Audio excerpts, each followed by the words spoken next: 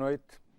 Em 22 de novembro de 1970, pouco depois da 1 da madrugada, 400 militares vindos da Guiné-Bissau atacaram a capital da vizinha Guiné-Conakry. Tratou-se da iniciativa mais ambiciosa que as tropas portuguesas levaram a cabo durante os 13 anos de guerra colonial.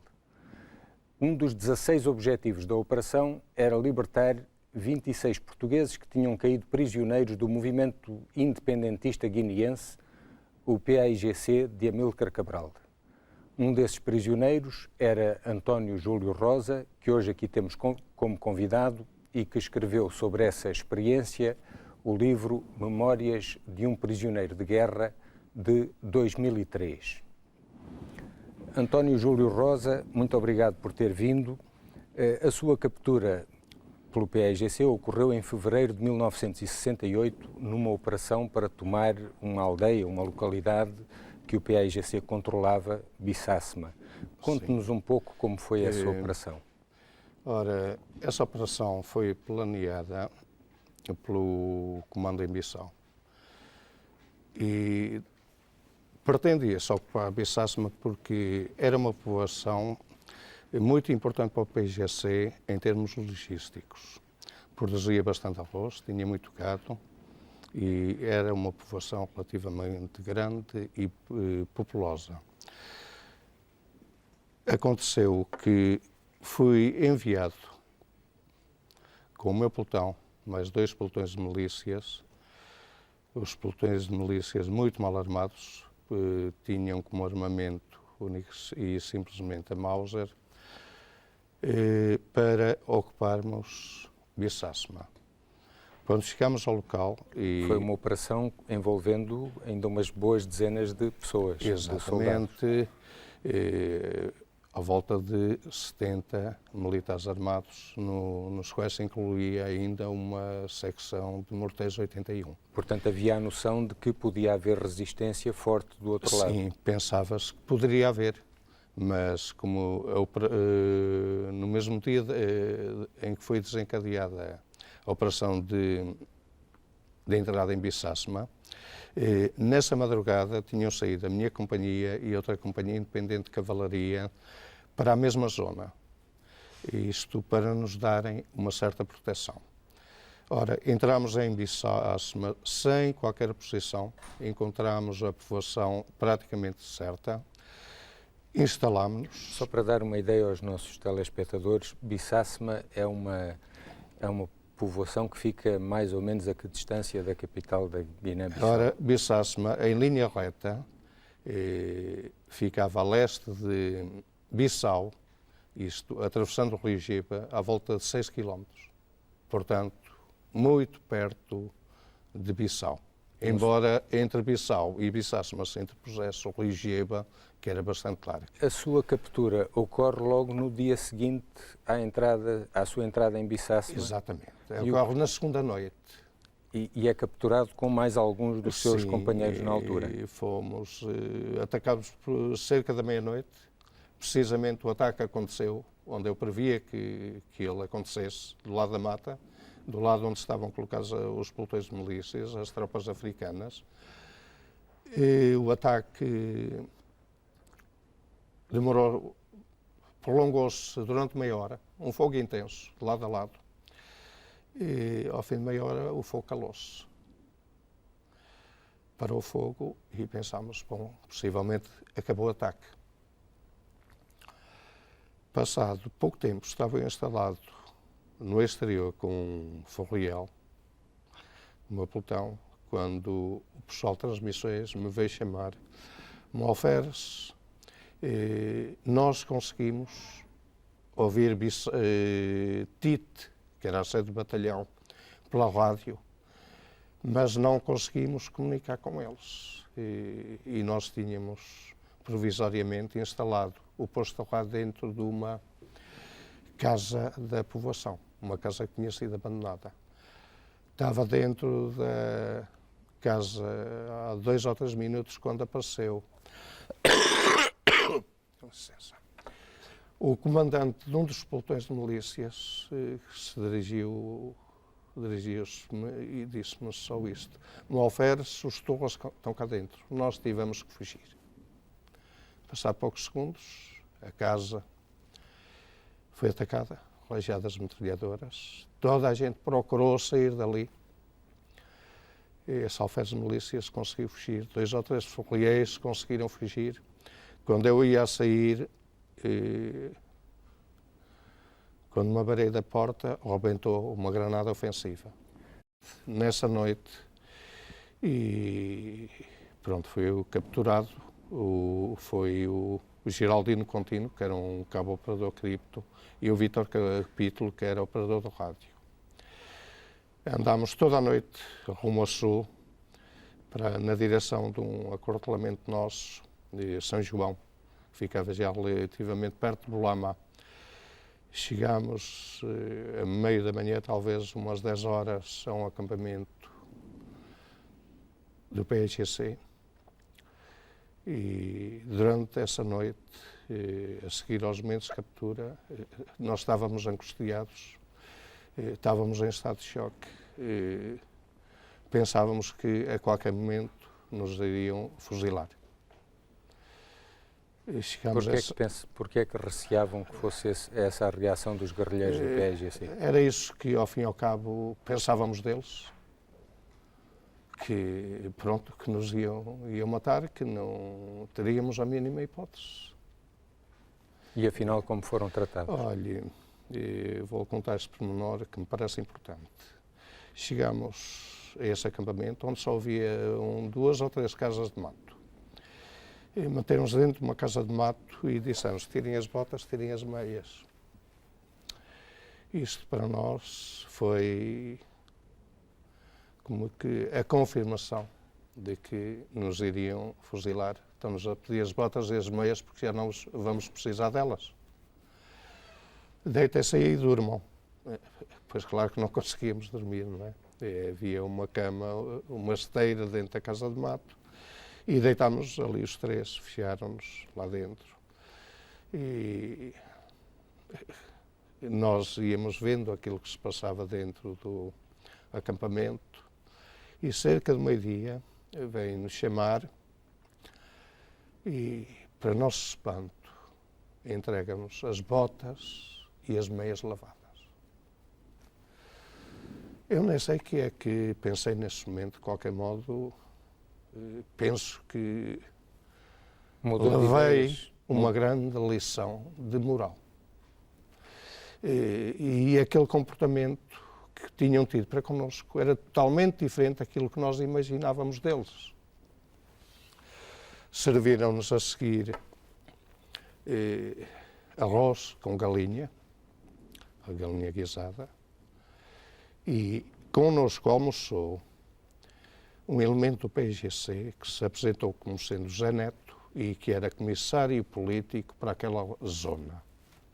Então o Zé Neto fez uma preleção política sobre os motivos que os levavam à guerra e a combater e disse-nos que nós éramos considerados como prisioneiros de guerra e que iríamos ser tratados segundo os direitos internacionais. Iríamos fazer todo o percurso até à fronteira e seguiríamos para Conakry, onde estava o Amílcar Cabral e o bureau político do PSGC. Portanto, só ao fim de 6 dias, em que fizemos possivelmente uns 200 km a pé, em que atravessámos toda parte do leste e a zona sul da Guiné, corremos diversas bases inimigas, nunca fomos encontrados. Eu soube mais tarde que na zona, logo no dia a seguir, esteve uma companhia de comandos que nos procurou por todo o lado, não conseguimos encontrar-nos e chegámos à fronteira. Nesse mesmo dia, num caminhão, rumámos a sul. Fomos para sul, parámos em Boquê. Aí tivemos a oportunidade de falar com o comandante Nino João Vieira, que mais tarde seria o Presidente da República da Guiné-Bissau. Queria saber informações sobre o quartel Tite Peço perdão.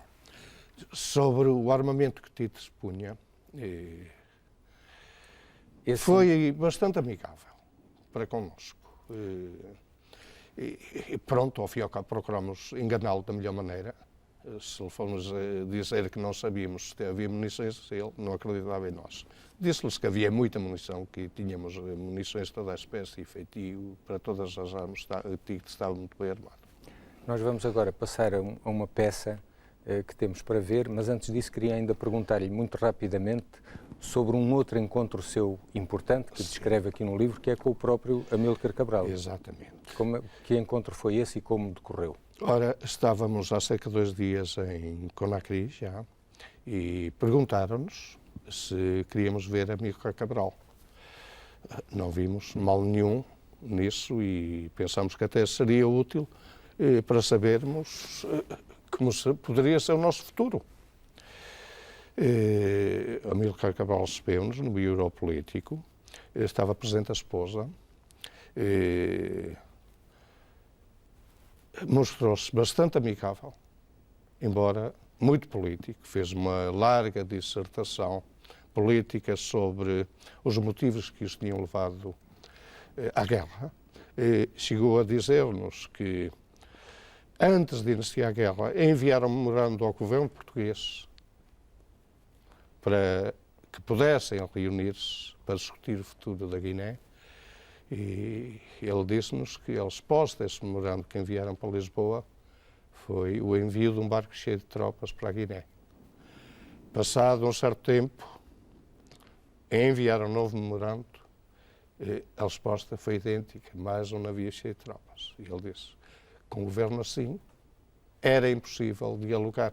E então optámos por ir para a guerra, para conquistarmos a liberdade para o nosso país através da força das armas. Por coincidência, eu estive em Tite, pertenci a um batalhão que esteve em Tite, o primeiro ataque desencadeado pelas forças do PAGC foi precisamente a Tite. Ora, Tite, assim como Bissau-Cima, ficava muito perto de Bissau. Tite ficaria talvez em Nerleta a uns 10 quilómetros. Amílcar Cabral ainda nos fez uma proposta. Perguntou-nos se queríamos falar na rádio, que eles tinham uma rádio deles, de propaganda, e nós dissemos sim. Dissemos sim, e isso seria uma maneira dos nossos familiares no futuro saber que estávamos vivos, porque eles iriam enviar a gravação para a Argélia, onde funcionava a Rádio Portugal Livre, com Manuel Alegre e os antigos dissidentes e opositores ao governo Salazar. E então fez-nos esta proposta: se vocês quiserem falar contra a guerra e contra o governo português, nós vamos ponderar a hipótese de vos libertarmos, de vos enviarmos para a Argélia. Pensem nisso, amanhã irão fazer a gravação para a rádio. Em conjunto, pensámos 3 e pensamos, nós estamos aqui presos, se aceitamos esta proposta, nós vamos ficar livres. Iremos para a Argélia. O melhor que nos pode acontecer, se não quisermos ficar na Argélia, é pedirmos para ir para a França. Mas nós nunca mais podemos regressar a Portugal. Nós já vamos falar sobre o restante. Aliás, há uma tentativa de fuga sua e dos seus companheiros. Sim. O certo é que nesse ponto ficam em Conakry detidos e estão, entretanto, a ser preparadas algumas iniciativas do lado português de que vamos agora falar. Nessa altura estava a ser preparada a operação militar que ficou conhecida com o nome de código Mar Verde.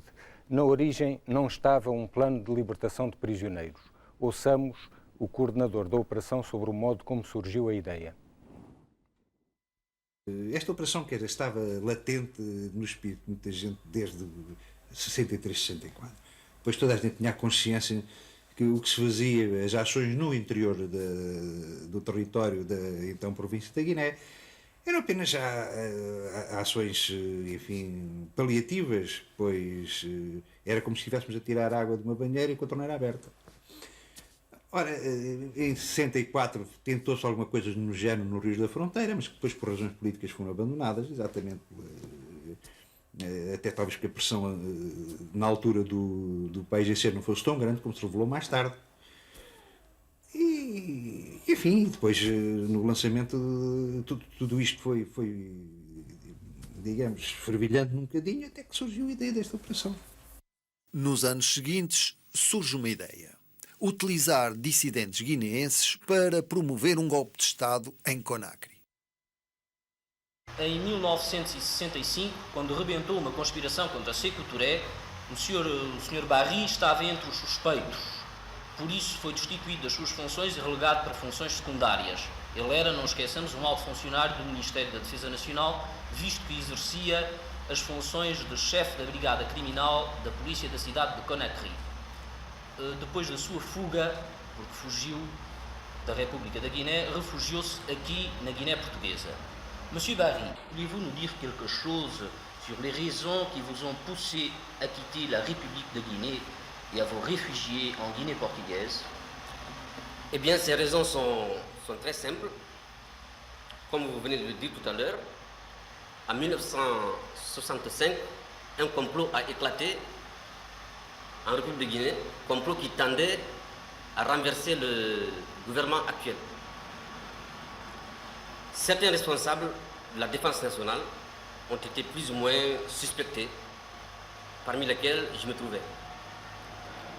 Ceux-ci ont été limogés de leurs fonctions. Ils ont été dispersés dans divers secteurs de l'administration civile de la République de Guinée. C'est ainsi que je me suis retrouvé affecté et comme simple secrétaire d'administration au ministère de la Santé.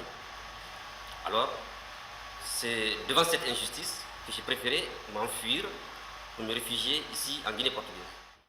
Noutro momento, o próprio Spínola dá a cara para utilizar os dissidentes na propaganda contra o governo do país vizinho.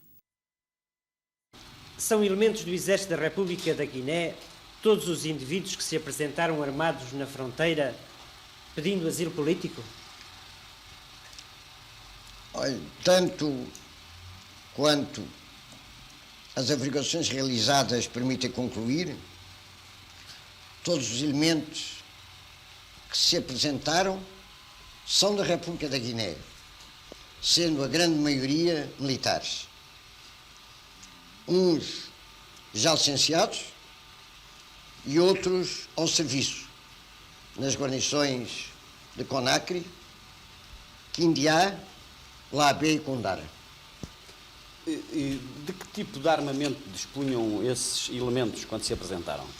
Apresentaram-se com armamento ligeiro distribuído ao Exército da República da Guiné, designadamente espingardas automáticas Kalashnikov e semiautomáticas Simonov. E seriam estes elementos apresentados os únicos comprometidos nesta fase da intentona? Evidentemente que não. Não é verosímil que os 24 elementos que pediram asilo político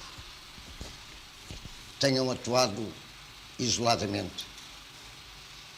Aliás, as medidas que Sékou Touré vem tomando de há 2 meses para cá denunciam inequivocamente a existência de um largo movimento revolucionário militar, movimento de grande envergadura. E o facto dos seus apelos na hora crítica se terem dirigido exclusivamente à milícia e ao povo, com omissão do Exército, julgo que não deixam a mais pequena dúvida sobre o facto. Alguns dissidentes vão participar na operação militar portuguesa. Eram cerca de 180 os opositores ao regime, antigos oficiais tinham sido no exército francês, antigos militares tinham sido no exército francês, outros opositores. Eu, por curiosidade, depois um dos homens que foi libertado das prisões do regime de Sékou Touré era um antigo ajudante dele, um capitão Abou Soumai, que eu vim encontrar 2 ou 3 anos mais tarde aqui em Lisboa, que eu tinha sido libertado, e veio aqui encontrar-me propositadamente para saber quem tinha sido, enfim, o responsável pela sua libertação, e que continuava a chegar ao movimento de oposição ao Sékou Touré. Júlio Rosa, o general Spínola fala ali de um movimento militar de grande envergadura contra Sékou Touré. Enquanto esteve na prisão, apercebeu-se de algum eco desse movimento? Pareceu-lhe que fosse uma coisa de grande envergadura, como diz ali o general Spínola naquela conferência de imprensa? Sim, e nós apercebemos-nos na prisão de Conakry, isto cerca de um mês antes de termos sido libertados, que algo se estava a passar, ou os guerrilheiros do PAIGC tinham medo de algo. Os dados que ele ali fornece à imprensa são exatos? Os dados relativamente... Os dados que o general Spínola fornece sobre a passagem, a deserção de dissidentes para o lado português? Eu penso que não. Eu penso que não são exatos. O que aconteceu é que esses dissidentes, alguns estavam... A grande maioria estava localizado na Serra Leoa. E foi precisamente o comandante Alpuim, com os navios de guerra, que foram buscar esses dissidentes à Serra Leoa e os trouxeram para o arquipélago dos Bijagós, onde foram treinados. Agora, nós percebemos que haveria qualquer coisa que estava a assustar os guerrilheiros. A guarda tinha duplicado o número de guardas, e nós pensámos que haveria qualquer coisa no ar programada, de que eles receavam bastante. Mas não se sabia bem o quê? Não sabíamos, sinceramente não. A Operação Mar Verde tinha o objetivo ambicioso de matar o presidente da Guiné-Conakry, Sékou Touré, e de colocar em lugar dele um governo favorável à política portuguesa.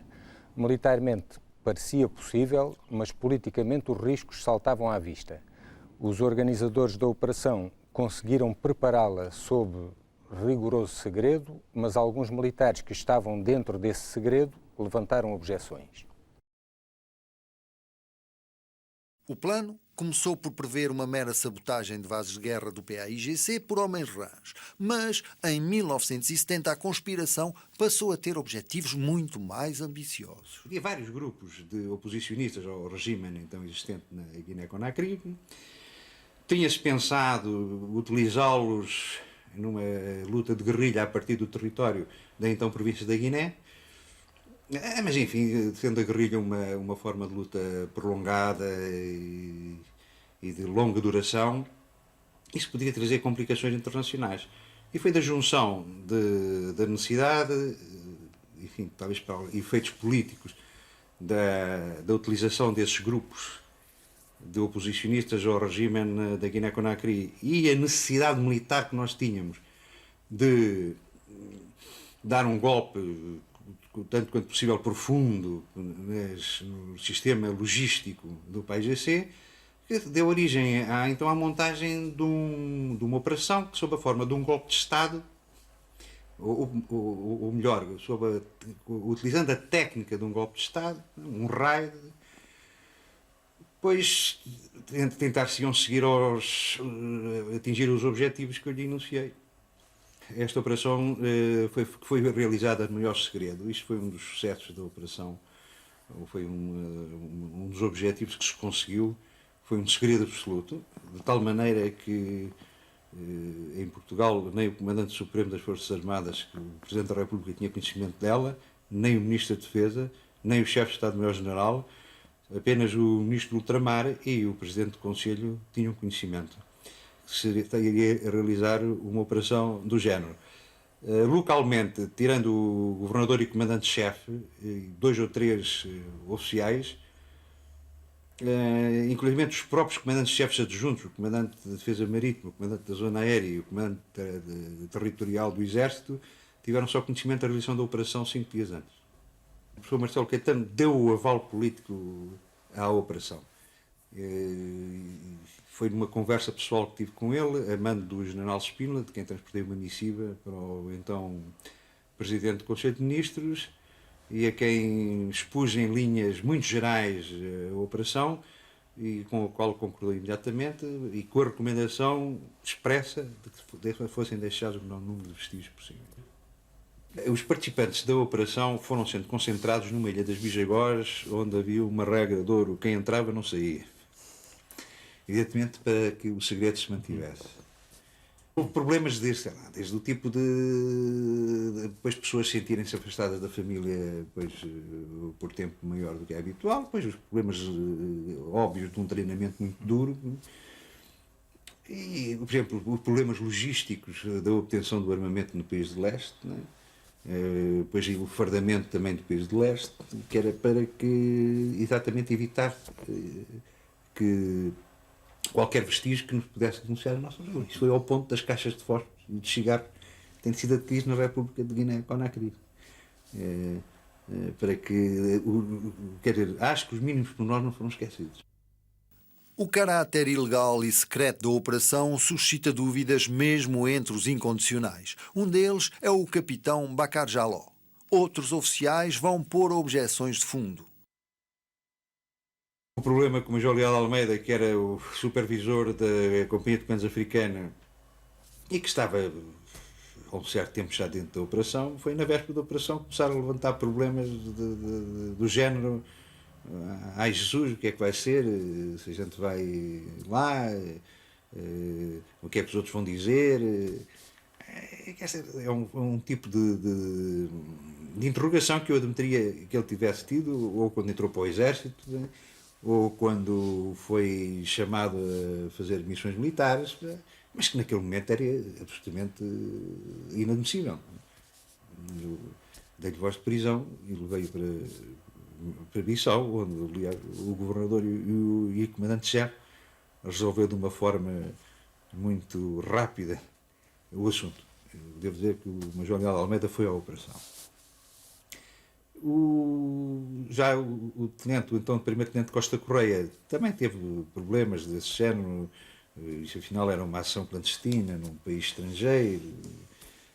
Mas enfim, quando foi posto a realidade da situação, pois neste momento ou vai ou tem que entregar o comando ao seu imediato.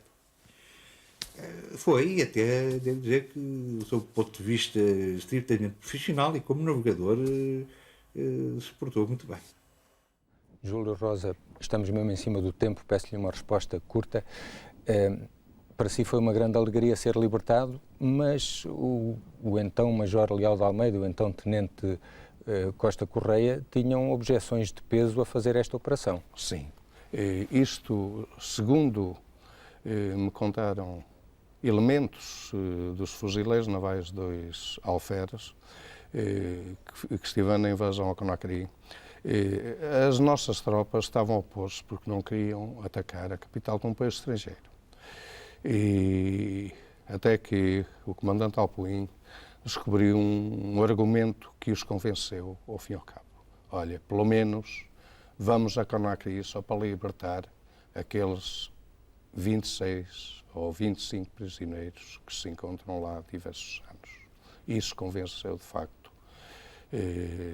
as nossas tropas a irem. Foi um dos motivos e penso que esse foi o principal, porque ao fim e ao cabo não lhes interessava nada atacar um país com o qual não tínhamos guerra, não lhes interessava atacar o regime Sékou Touré, apesar de saberem que Sékou Touré apoiava o PAIGC, mas o que os levou a Conakry, isso são relatos, infelizmente, de 2 amigos que já faleceram, o antigo alferes Benjamin e o Jacques Falcão Lucas, foram afirmações deles. O que nos levou a Conakry, acima de tudo, foi libertar-vos. Júlio Rosa, muito obrigado pelo seu depoimento. Ficamos por aqui na evocação deste episódio importante da Guerra Colonial. De si despedimos-nos. Até à próxima semana.